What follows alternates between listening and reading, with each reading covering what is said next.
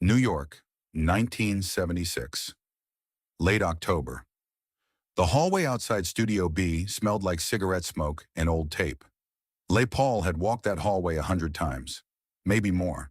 He knew every sound that building made, the hum of the equipment, the creak of the floorboards near the control room door, the particular silence that settled in after a session wrapped up and everyone went home. He was carrying a folder of notes, something he wanted to discuss with the engineer. Nothing urgent, just a few ideas about frequency response he'd been thinking about since Tuesday. He was almost at the door when he stopped. Something was coming from inside.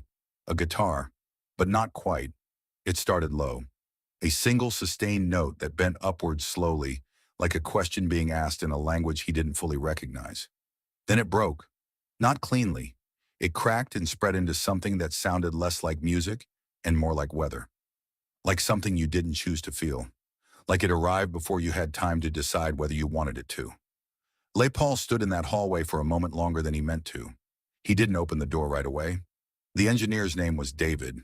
He'd been working in New York studios since the mid-60s, and he'd seen most things. He'd recorded session players who could sight-read anything you put in front of them. He'd worked with singers who could nail a take on the first try and never need to come back. He thought he had a pretty solid sense of what exceptional sounded like. Then Jeff Beck had walked in that afternoon.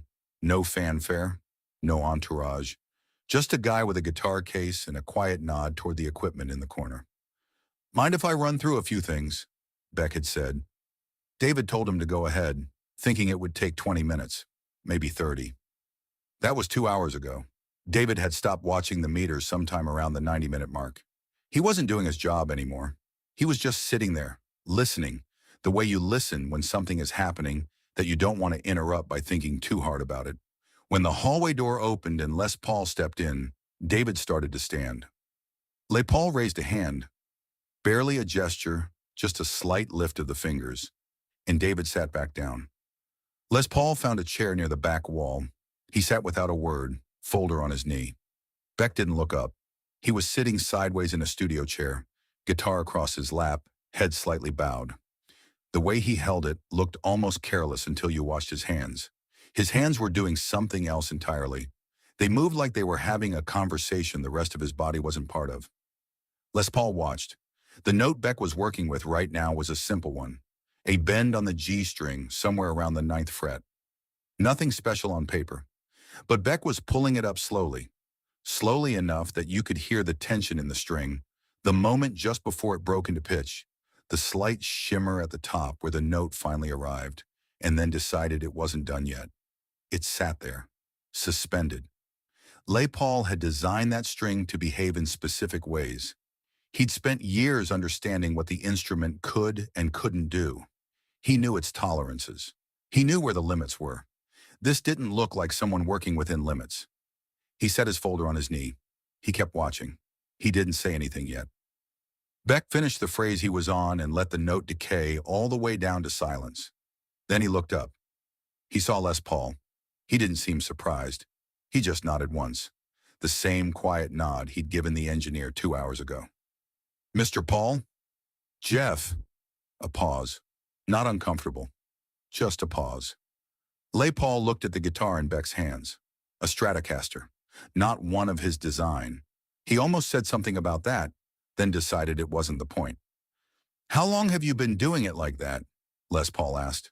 Beck thought for a second. "Like what?" "The way you hold the bend at the top. You're letting it sit there longer than you need to." Beck looked at his own hand, then back at Les Paul. "Yeah," he said. "I know." Les Paul placed the folder on the floor beside the chair. "I built that instrument to respond to precision," he said.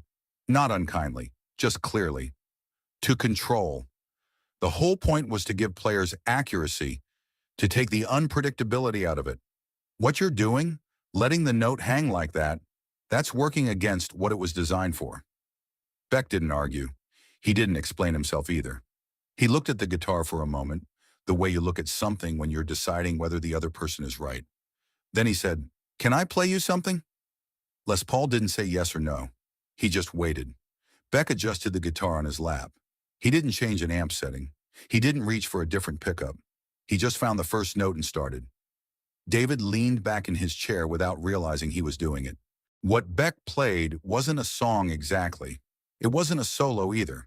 It was closer to a conversation, the kind that happens between two people who don't need to finish their sentences because the other person already knows where it's going. Except Beck was having it alone. Just him and the guitar and whatever space existed between the two of them. He played quietly. That was the first thing.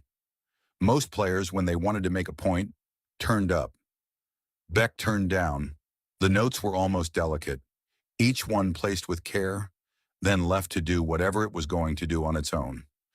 Les Paul knew that guitar's frequency ranged better than almost anyone alive.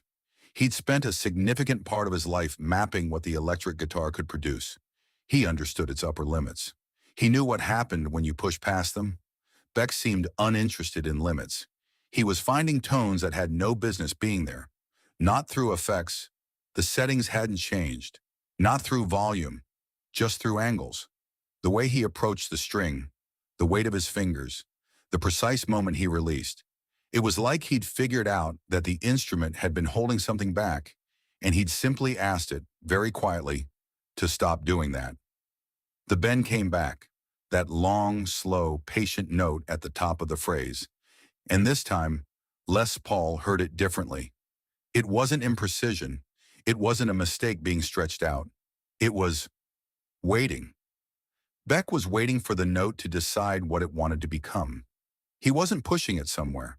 He was just present, holding the door open, giving it room.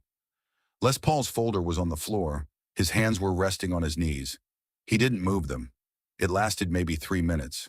Could have been less. Time does something strange in small rooms. When something real is happening, it gets unreliable. When Beck finished, he didn't make anything of it. The last note faded on its own. He let it go all the way down before he lifted his hand. Nobody said anything. David was looking at his console, not at any particular dial, just at the console. Something to look at that wasn't the expression on Les Paul's face, because Les Paul's face was hard to read. It wasn't wonder exactly. It wasn't emotion in the way that word usually gets used. It was closer to recalculation, like watching someone do arithmetic in their head and realizing partway through that the number they were certain about was going to come out different. A long silence. Beck set the guitar against the chair and stretched his fingers. He looked over at David. "You have coffee anywhere in this place?" David pointed toward the hallway without speaking. Beck got up and walked out. Les Paul stayed in his chair. He was still there when Beck came back a few minutes later with a paper cup, steam rising from it. Beck sat back down, picked up the guitar again, and started working through something new. A completely different idea, a different direction, already somewhere else entirely. Les Paul watched him for a while longer.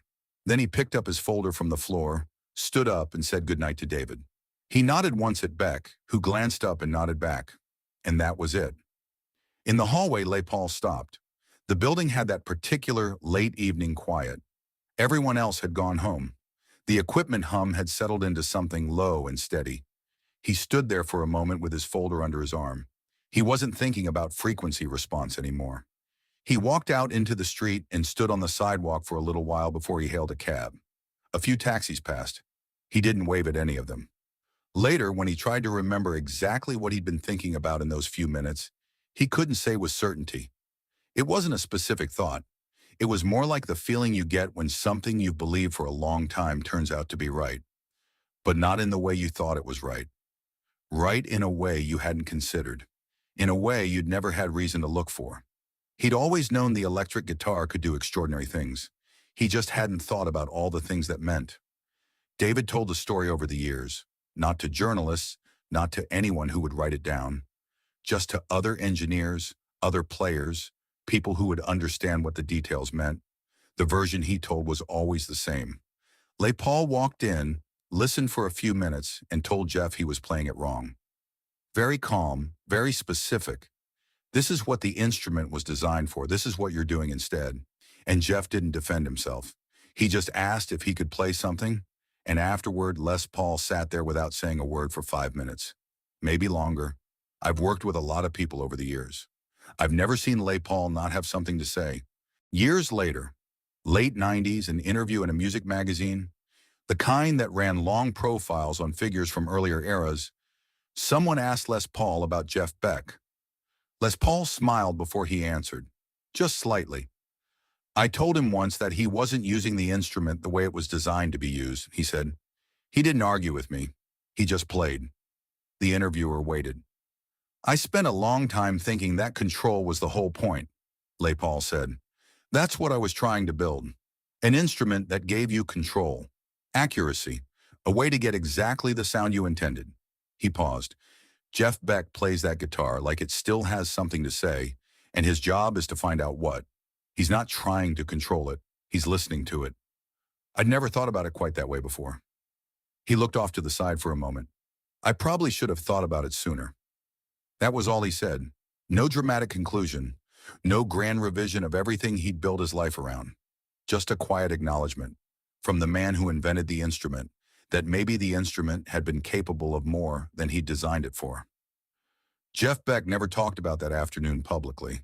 If he remembered it the way David remembered it, he kept it to himself. That was consistent with everything else about him. He didn't explain his playing. He didn't defend it.